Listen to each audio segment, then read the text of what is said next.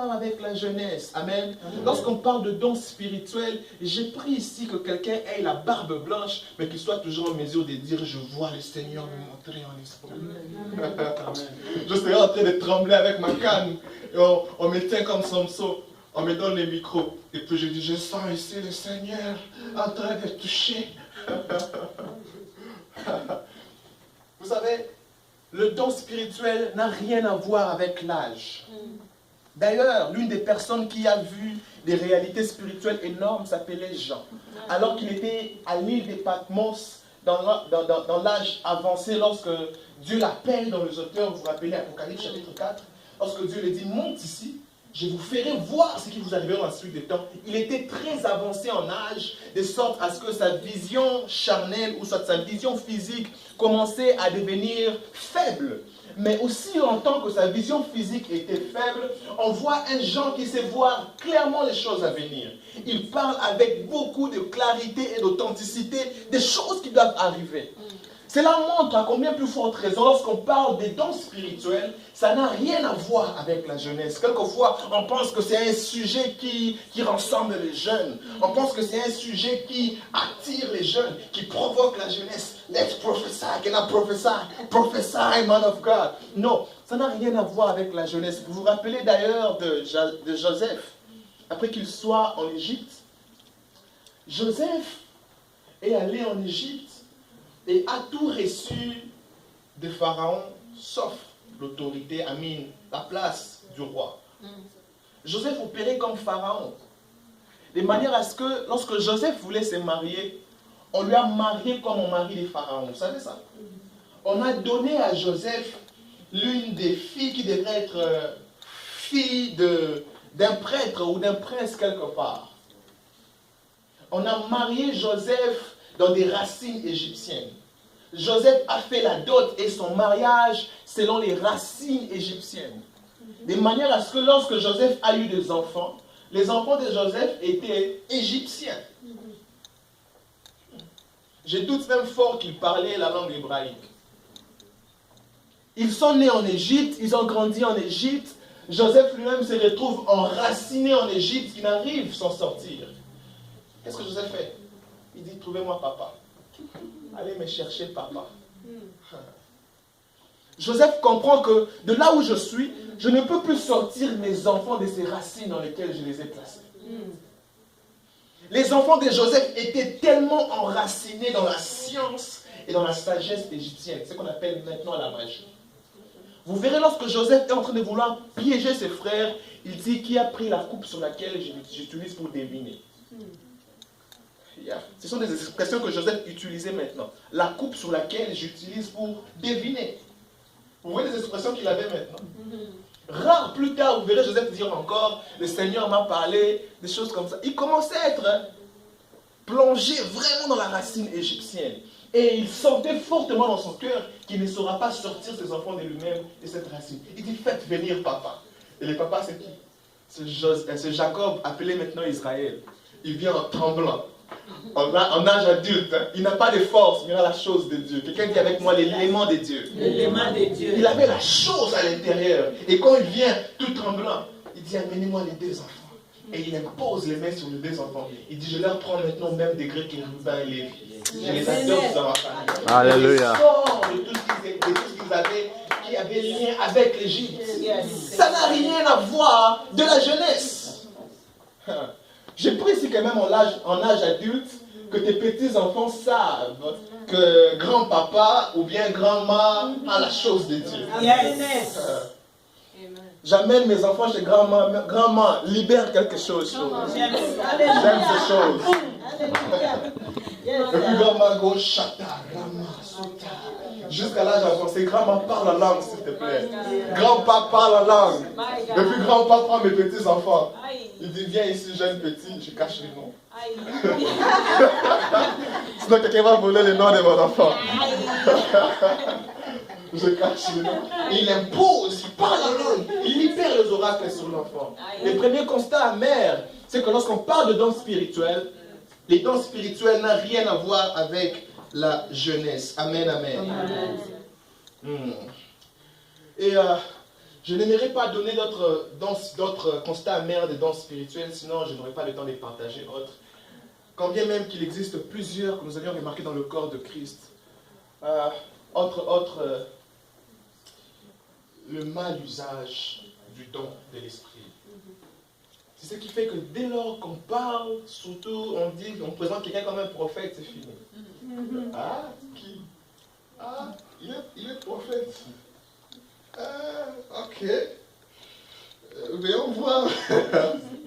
Pourquoi? Parce que les personnes ont détruit ces côtés-là. Ont simplement mal travaillé.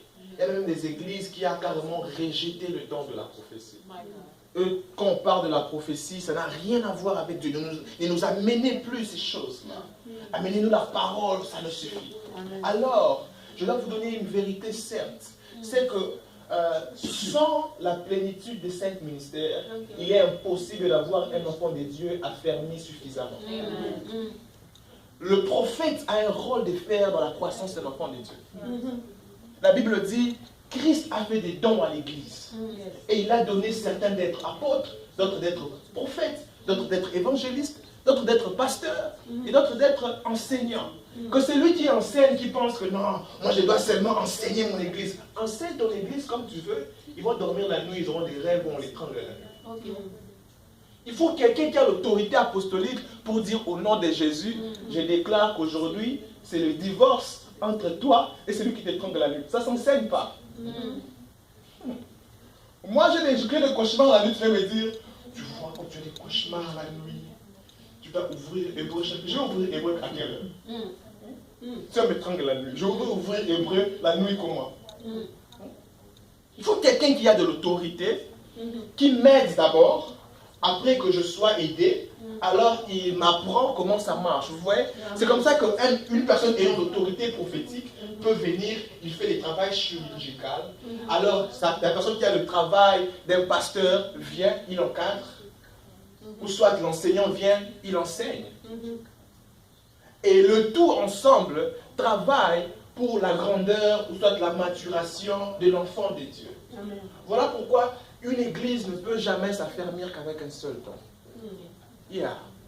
Une église ne peut jamais s'affermir qu'avec un seul don. Pour qu'une église soit suffisamment affermie, Dieu s'arrange à commencer à mettre que tout le don fonctionne ensemble pour l'édification du corps du Christ. Amen. J'ai toujours rencontré des personnes qui disent que mais l'église n'a pas besoin des ONG. C'est quoi? L'église n'a pas besoin des ONG. L'église a besoin de la prière. La prière et prier. D'autres personnes disent non. À l'église, on ne vient pas que pour prier. N'est-ce pas? Il faut aussi sortir et gagner les âmes. Là, c'est un évangéliste qui pense comme ça. Pourquoi on doit venir à l'église pour nous enfermer ici? Prier. On doit sortir et gagner les âmes. Il y a un prophète aussi qui s'est dit, pourquoi on doit venir ici prier? On doit voir. On doit sentir. On ne peut pas venir dans un culte et puis on ne sent pas. J'aime sentir les choses. Il y a même quelqu'un qui me dit, une église où on ne sent pas, en tout cas, moi je ne vais pas partir là-bas. Il ne faudrait pas que s'appuyer sur un domaine et négliger les autres. Tout le don ensemble fonctionne ensemble pour la maturation de l'enfant de Dieu. Je nous parlerai ce soir de quelques avantages, pendant que nous sommes en train de continuer, les avantages du don spirituel. Quelqu'un dit avec moi les avantages du don spirituel. Il existe beaucoup d'avantages, mais je ne donnerai qu'un seul aujourd'hui. C'est que le plus grand avantage du don spirituel, c'est que ça glorifie le Père. Amen. Quand un don spirituel authentique se manifeste, c'est vrai que les hommes ont souvent tendance à voir le regard sur l'homme qui manifeste le don, mais pendant que le don se manifeste, ça donne une crainte à la personne de Dieu. Ça te fait craindre Dieu. Donc, tu crains Dieu, tu commences à croire que oui, Dieu est omnipotent, Dieu est omniscient et Dieu est omniprésent. La manifestation de don provoque la crainte de la personne de Dieu. Je serai avec nous dans 1 Samuel, le chapitre 16, le verset 17 à 23. Ça sera un long texte, mais ça vaut la peine que nous lisons ce texte. 1 Samuel, chapitre 16, le verset 17 à 23. C'est le premier que nous allons lire ce soir. 1 Samuel 16, 17 à 23. Là, c'est Saül, après qu'il commence à être dérangé par l'esprit mauvais, on lui dit maintenant qu'il faudrait qu'il ait quelqu'un qui est loin, qui est équipé pour venir jouer de la harpe et prier pour toi. Alors, dans le verset 17 ici, Saül répondit à ses serviteurs, « Trouvez-moi donc un homme qui joue bien et amenez-le-moi. » L'un de ses serviteurs prit la parole et dit, « Voici, j'ai vu qui ?» Quelqu'un voit avec moi? Yeah, lisons avec moi. So, have your Bible open. So, on va voir ensemble. I'm going to wait for you. Have your Bible open. 1 Samuel 16, le verset 17. 1 Samuel 16, verset 17.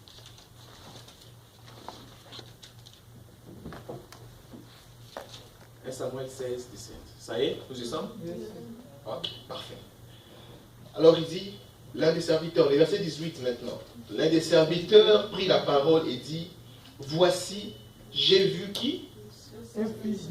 Un fils d'Isaïe. C'est-à-dire que la personne qui est en train d'introduire David à Saül prend le soin d'introduire de qui est-ce que David est fils.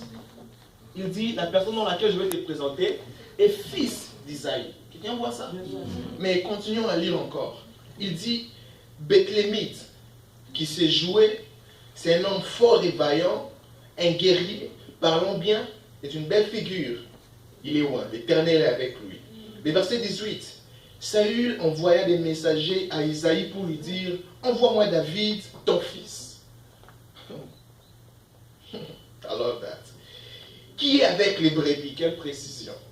Isaïe prit une âne qu'il charge de pain, d'une autre de vin et d'un chevreau, et il envoya ces choses à Saül par David, son fils. Vous voyez comment ça revient? Ça revient pour un but. Lorsqu'on lira dans le chapitre suivant, on comprendra pourquoi on continue à marteler le fait que David est fils de son père. Quelqu'un retient ça? David arriva auprès de Saül et se présenta devant lui. Il plut beaucoup à Saül et il fut désigné pour porter ses armes. Saül fit dire à Isaïe, au père de David, Saül fit dire à Isaïe, je t'ai pris de laisser David à mon service, car il a trouvé grâce à mes yeux. Et lorsque l'Esprit de Dieu était sur Saül, David prenait la harpe et jouait de sa main. Saül respirait plus à l'aise et s'est trouvé soulagé, et les mauvais esprits s'est retirés de lui. Maintenant, allons dans le chapitre suivant, on va voir quelque chose de très intéressant. Le verset 55 et 58. Versets 55 et 58. Quelqu'un avec moi? Beautiful. Lorsque Saül avait vu David marcher à la rencontre du Philistin, il avait dit à Abner, chef de l'armée, de qui ce jeune homme est-il fils? N'était-ce pas lui qui continuait à répéter fils d'Isaïe? Je connais fils d'Isaïe, il est fils d'Isaïe. Mais lorsqu'il voit David manifester les dons au point où il défend toute une armée devant le grand géant que tout le monde craignait, il veut savoir de qui est-il fils. Est-ce qu'il est vraiment fils d'Isaïe que je connais, ou soit il est notre père quelque part? Lorsque les fils manifestent un don quelconque, la gloire revient souvent au Père. Et lorsque le don spirituel se manifeste, lorsqu'un don spirituel est à l'exercice, les hommes finiront toujours par savoir. Et si tu es enfant de Dieu, tu leur dirigeras vers Dieu. Pour dire, c'est lui qui m'a envoyé, c'est lui qui m'a équipé, de celui dont je sors. Il est là, son nom est Dieu. Amen. La manifestation d'un don authentique donne toujours la gloire. Continuons à lire, le verset 58 était aussi fort. Ils ont carrément le verset 56. Saül dit, informe-toi donc de qui ce jeune homme est fils, dit le roi. Il commence à douter qu'il est fils d'Isaïe. Et quand David fut de retour après avoir tué les Philistins, Abner le prit et l'amena devant Saül. David tenait à la main la tête du Philistin. Ça devait être une tête qui pesait, une grosse tête. Il tenait la tête de Goliath. C'est comme dans un film d'horreur. David était voyou.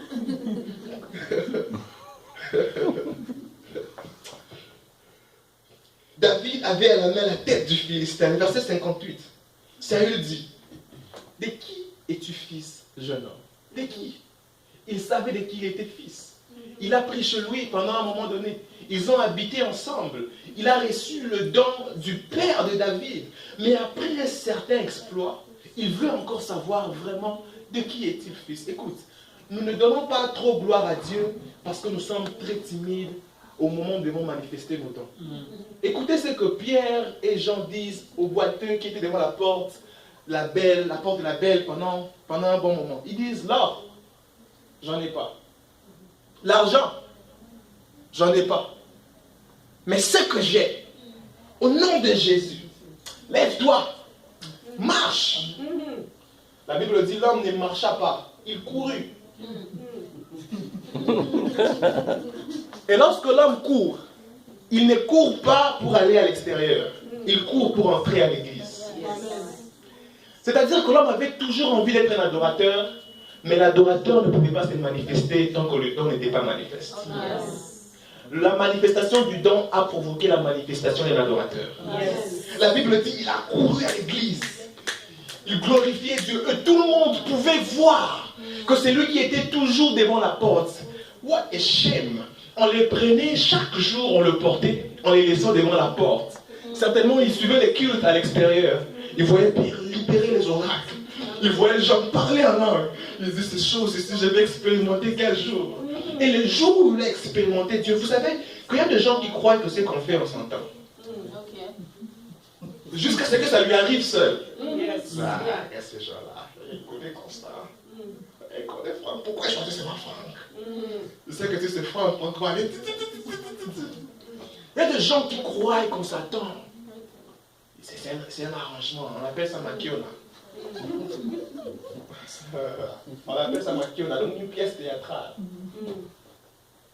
Il y a vraiment la plupart des personnes qui ne croiront pas jusqu'à ce qu'un jour, en venant dans la présence de Dieu pour la première fois, avec quelqu'un qui ne connaît rien d'eux, mais qui le regarde, qui dit, tu es Simon, fils de, tu t'appelleras Céphas. Vous savez qui a dit ça? C'est Jésus. Il a libéré une parole de connaissance à la première vue. Lorsqu'il voit Pierre comme ça, il libère une parole de connaissance nette et précise. Et lorsqu'il voit Barthélemy venir, il dit, regarde, c'est lui en qui il n'y a ni péché, ni souillure. Lorsque la manifestation d'un don se manifeste, je vous assure, ça s'est provoqué l'atmosphère de louange. J'ai vu un jour un homme manifester le don. C'était étonnant de voir combien, quand c'est arrivé ici, ça explosait dans la salle. Yeah. Quand ça arrivait seulement ici, ça explosait. C'était miracle là-bas, miracle là-bas, miracle là-bas, miracle. Parce que c'est ces personnes qui ont la foi, qui s'activent lorsqu'ils voient les mêmes choses se manifester chez les autres. Quand ils voient ça chez Constant, alors ils peuvent dire, ce que Dieu a fait chez Constant, peut aussi faire chez moi. C'est Franck, hein? Franck a dit, c'est pas Constant. Yeah. Il y a des personnes qui ont des types de foi innovatrices, comme la femme à la perte de sang, qui se disait en elle-même, sans pour autant avoir vu ou entendu quoi que ce soit, elle se disait en elle-même, si seulement si je peux toucher. Alors que personne n'a touché la vie de Jésus avant et être guéri. C'était sa propre foi, elle a innové quelque chose, elle a provoqué et elle a reçu. Mais lorsque la femme à la perte de sang active son miracle, maintenant Jairus commence à se dire, ah, maintenant moi je suis venu ici pour raison des miracles. Je fais comment? Parce qu'on me dit que mon enfant là-bas est mort. Jésus lui dit, écoute, crois seulement. Et tu verras là, la gloire de Dieu. Amen. La femme ici, je ne la connais pas. J'étais en route allant chez toi. Mais elle a cru. Regarde ce qui lui est arrivé. Alléluia. 12 ans de souffrance, elle est guérie. Toi aussi, crois seulement. Et si tu crois, peu importe ton problème, Dieu saura ajuster ce qu'il faut pour toi. Aussi longtemps que tu es enfant, il s'est donné le pain de chaque jour à ses enfants. Amen. Vous savez, quelquefois la croissance d'une église demande seulement un miracle. Un miracle. Un boiteux qu'on connaît qui habite quelque part ici. Un papa qui marche. Tout le monde les connaît. Et un jour, je passe avec Pierre et Constant. Amen, je crois. Yeah, on le voit. Je pense que Scott aussi sera là. C'est dans la tête des hommes spirituels. On passe avant, on voit cet homme-là. On dit, hello sir, how are you? On dit, what's up man? On dit, ok, sans problème. L'esprit n'a pas besoin des problèmes de langue ou quoi que ce soit. Tu n'as pas besoin de me comprendre. Quelquefois, je n'ai pas besoin de ta foi. C'est ma foi. Lazare était mort, il n'avait pas de foi. Yeah. Quelquefois, ça ne dépend pas de ta foi. Même si ta foi est décédée, no problem. J'ai besoin des hommes de foi autour de moi. C'est ce que Jésus a fait lorsqu'il est entré dans la maison de Jairus. La fille était morte, elle n'avait pas de foi. Mais il avait des hommes de foi autour. Il a gardé Pierre, Jean et Jacques. C'est vrai. Pour activer l'atmosphère de tout est possible. Maintenant, quand on va chez cet homme-là, où sa communauté le connaît, on dit l'or et l'argent, on n'en a pas. On a le nom de Jésus. Lève-toi et marche. Vous savez que toute la communauté qui connaît cet homme-là croira que Dieu est réel. Et vous serez étonnés qu'il y aura explosion. C'est ce qui faisait que l'église des apôtres s'est multipliée. Il y avait miracle ici, miracle là-bas. Il y avait des hommes qui étaient diacres, comme Étienne, mais un homme dangereux en esprit. De nos jours, les diacres sont souvent faiseurs de problèmes. Quand je les regarde, petit toi.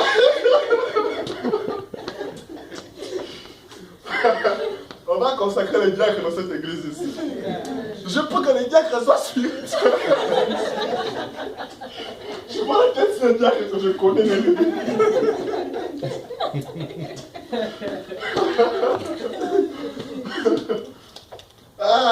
On va consacrer les diacres ici. Je crois qu'ils seront des hommes spirituels. Étienne était diacre.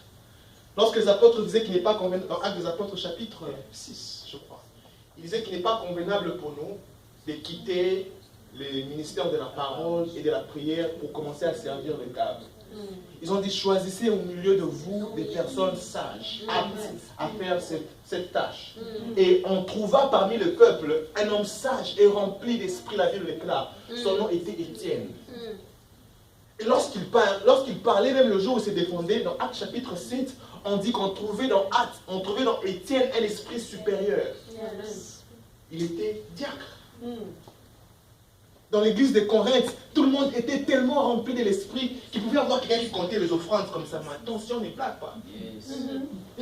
Spirituel. Amen.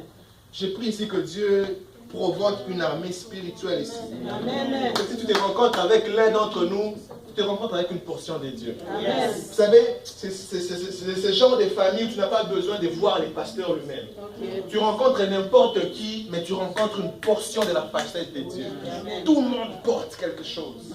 C'est une armée de personnes équipées. Est-ce que quelqu'un reconnaît ici qu'elle a un équipement en soi? Amen. Quelqu'un reconnaît que Dieu ne lui a pas laissé vide, et que Dieu lui a équipé de quelque chose. Amen, amen. Je suis en train d'avancer ce soir. Lorsqu'on parle de dons spirituels, il est d'une aberration de croire qu'on peut parler de dons de l'esprit sans parler de la personne de l'esprit. Parce que celui qui donne ce don, c'est l'esprit. La Bible déclare que le Saint-Esprit les donne à qui il veut, quand il les veut. Celui qui te donne ce don en premier, c'est Dieu. Et il te le donne par la personne de la divinité qu'on appelle le Saint-Esprit. Parce que le Saint-Esprit donne de dons, Christ donne de dons, les pères aussi donnent de dons. Vous verrez les dons du Saint-Esprit dans 1 Corinthiens, le chapitre 12, en commençant vers le verset 7. Là, vous verrez le don de l'Esprit, le don que le Saint-Esprit a donné aux hommes. Et vous verrez le don du Christ, lorsque vous lisez dans Éphésiens chapitre 4, verset 11. La Bible déclare avant d'y aller, avant de monter, il a fait des dons aux hommes. Là, c'est Christ qui a donné aux hommes. Il a donné à l'Église. Voilà. Et il existe aussi le don que le Père donne. Et le don que le Père donne se trouve dans Romains, chapitre 12. L'apôtre Paul commence là-bas en disant ne vous conformez pas, mais soyez transformés par les renouvellements de l'intelligence, afin que vous sachiez, que vous connaissez quelle est la volonté de Dieu, ce qui est bon, agréable et parfait. Et puis le verset 3, il commence à dire, il dit n'ayez pas une si haute opinion de vous-même, mais fonctionnez par rapport à la mesure de foi que Dieu a donnée à tout un chacun. Et il va dans le verset 4, il commence à dire que tout un chacun exerce selon la mesure de foi que Dieu lui a donnée. Que celui qui a été appelé à l'exhortation s'attache à son exhortation. Que celui qui a été appelé à la libéralité fasse la libéralité. Que celui qui a le don de foi libère le don de foi. Que celui qui a le don de miracle fasse le don des miracles. On peut voir ça? Alors dans Romains chapitre 12. C'est une écriture puissante lorsque l'apôtre Paul est en train d'exhorter là-bas. Toutes les fois que j'ai lu, ça m'a toujours béni. Est-ce que quelqu'un est béni cet après-midi? Yes.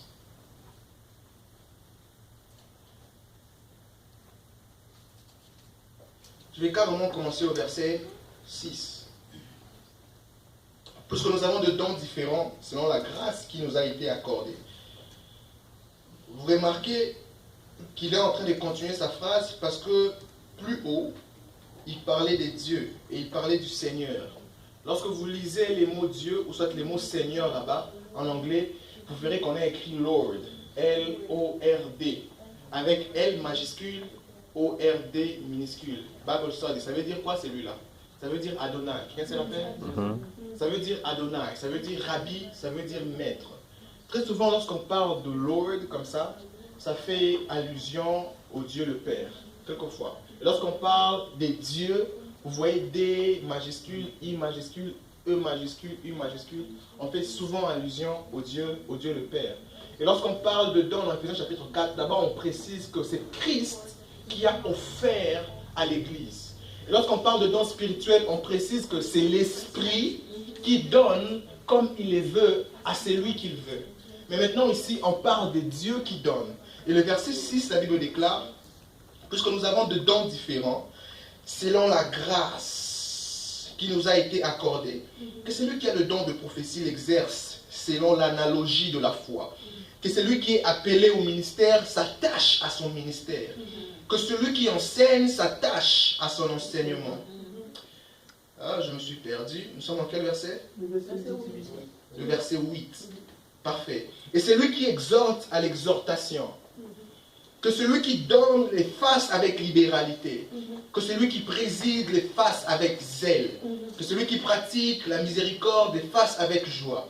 Que la charité soit sans hypocrisie et les malheureux, attachez-vous fortement au bien. Par amour fraternel, soyez pleins d'affection les uns pour les autres. Quel message! Vous savez, ce sont des types de messages comme ça que nous avons besoin dans l'Église. Tout ce qu'il est en train de citer ici sont dedans. Welcome, brother. Tout ce qu'il est en train de citer ici sont dedans. Ce sont le dons du Père. Si vous tirez très souvent attention, ça a lien à voir avec les fruits de l'Esprit. Parce que quelquefois, le don que le Père donne demande toujours une certaine maturation. Un certain travail. Quand le Père donne un don, le Père demande à ce que le don qu'il a déposé en soi grandisse ensemble. Je veux parler pourquoi lorsqu'on a un don, on doit maintenant aussi apprendre à avoir le cœur du Père. Lorsqu'on a un don sans le cœur du Père, qu'est-ce qui arrive? C'est tous ces abus qu'on voit à gauche et à droite. C'est parce que quand on a le don sans le cœur du Père, on pense qu'on doit dire tout ce qu'on voit. Hey, je vois. On va te fermer la bouche. Tu vois quoi? Je vois. Alors que le cœur du Père te fera dire que tu n'es pas en train de voir ce que tu vois pour humilier les gens. Tu n'es pas en train de voir ce que tu vois pour diminuer les gens. D'ailleurs, si le Père te permet de voir ce que tu vois, c'est pour ramener ses fils à lui. Le cœur du Père te fera dire certaines choses et te fera cacher certaines choses. Ça ne fera pas de toi un homme qui voudra prouver à toute la congrégation que tu vois clairement. Lorsqu'on n'est que dans l'esprit, qu'est-ce qui arrive dans l'esprit? Parle en langue, parle simplement trop en langue, va dans les montagnes, cherche Dieu, prie, enferme-toi, prie. Tu vas activer le don de l'esprit. Mais tu ne vas pas activer les cœurs du Père. Les cœurs du Père est une autre chose. D'ailleurs, je respecte plus les personnes qui travaillent avec le cœur du Père. Ce sont de ce type de personnes qui, il peut être en train de prophétiser et il pleure. Parce qu'il ressent exactement ce que le Père ressent. Il y a ces personnes qui peuvent être en train de prophétiser et ils commencent à rire. Ils prophétisent et puis ils rient. Parce qu'il ressent le cœur du Père. Et quelquefois, quand il prophétise comme ça, il ne dit pas tout. Il ne dit que ce qui sera capable d'édifier. Et à un certain moment, après avoir dit ce qui va édifier, ensuite, s'il doit aller voir la personne après, il nous dit maintenant, j'ai vu A, j'ai vu B, j'ai vu C, et j'ai vu D. Il m'est arrivé à plusieurs reprises de regarder des gens comme ça et de voir comme si je voyais un livre que je pouvais lire. À plusieurs reprises. Plusieurs reprises. Imaginez-vous par exemple la tendance qui règne maintenant, c'est lui de donner les numéros de téléphone des gens, publiquement. Imaginez-vous que je ne connais pas mon père, je le vois comme ça, je le fais lever, et puis je donne son numéro de téléphone ici. C'est bien, on applaudit, n'est-ce pas? Mais qu'est-ce qui est arrivé? C'est que tout le monde maintenant connaît son numéro de téléphone. Même des personnes qui n'avaient pas accès à son numéro peuvent avoir accès à son numéro. Pire encore, certaines personnes peuvent le soutirer de l'argent comme des Géasi, en disant, les pasteurs m'ont envoyé, c'est lui qui m'a passé votre numéro, et il a dit, ici, juste donner un petit 5 000. Et lui aussi s'est dit, ah, les pasteurs ne m'ont jamais demandé. Et il y a ces personnes qui me bouffent de l'argent comme ça au nom des hommes de Dieu. Maintenant, tout le monde est au courant de son numéro et tout le monde peut l'accéder quelquefois au nom de l'homme de Dieu. C'est comme ça que le don dont l'apôtre Paul est en train de citer dans Romains 12 ici est aussi important que le don spirituel que nous connaissons dans Romains chapitre 12. Et lorsqu'on parle de dons spirituels, quelqu'un a écrit ça, il y a des dons qui sont connus, il y a des dons qui ne sont pas populaires. Les dons que nous avons dans 1 Corinthiens chapitre 12, ce sont souvent des dons populaires. Ce sont les dons que tout le monde connaît. Et la plupart ne savent même pas qu'il existe de dons hommes. Un pasteur est un don. Un apôtre est un don. Un prophète est un don. Un enseignant, un docteur est un don. Un évangéliste est un don. Je n'ai toujours pas compris pourquoi certaines personnes pensent que l'apôtre est plus grand que l'évangéliste. Genre, quand tu commences, toi tu es d'abord évangéliste. Après, à un moment donné, tu deviens apôtre. Qui vous a dit ça? Apôtre! Moi, je vais te dire, évangéliste! Parce que l'apôtre est un don, l'évangéliste aussi est un don. Ils n'ont pas le même travail. Est-ce que le numéro 9 est plus important que le gardien de but? Ils sont dans la même équipe. Nous avons des tâches différentes. C'est vrai que l'apôtre Paul a dit l'Église a été bâtie sous les fondements des apôtres et des prophètes. Mais ce n'était pas d'eux plus grands que les évangélistes. Pourquoi on pense dans les églises que les évangélistes sont des frères zélés là? Le frère là qui, quand la prière commence, c'est pas directement là. Ils ont des voix cassées.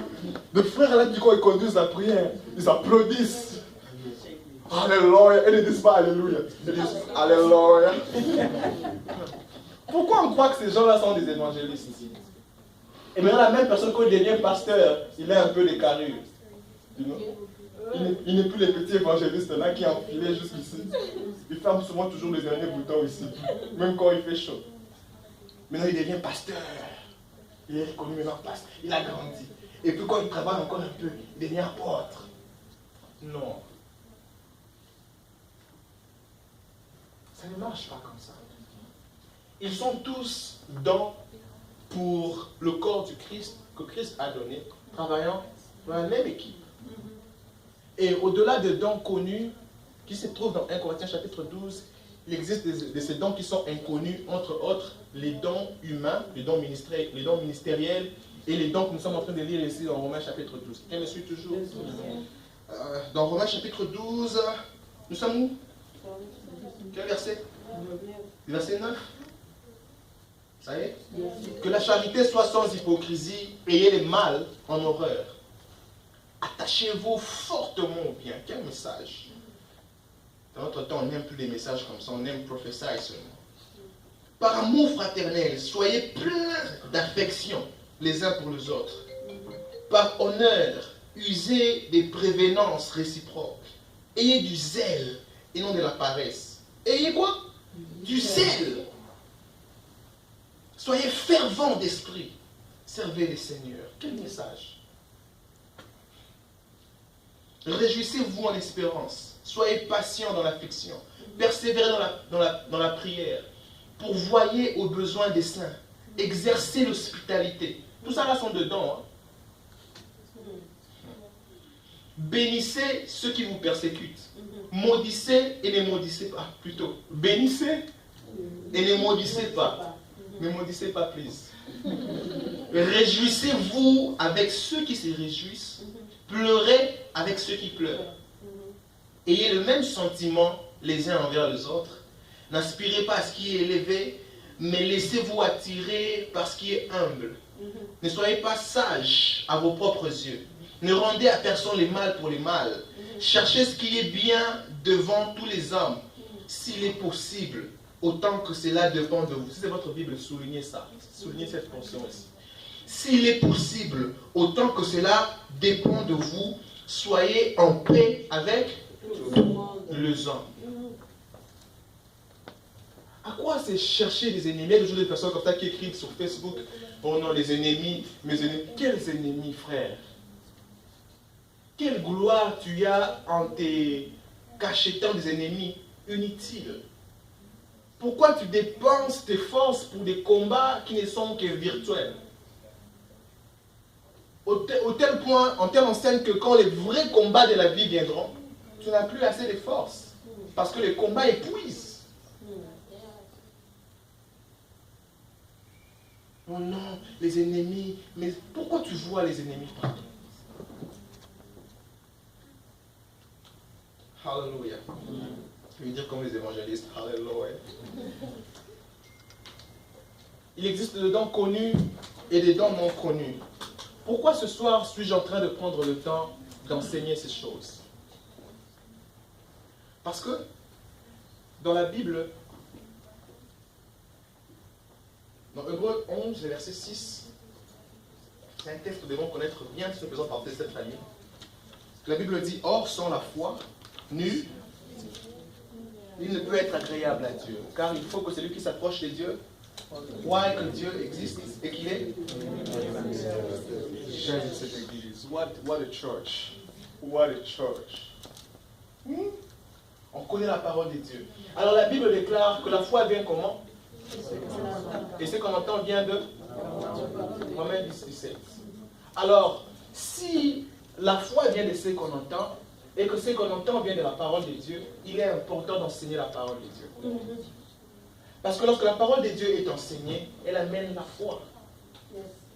Et le premier élément important pour la manifestation d'un don spirituel, c'est d'abord la foi.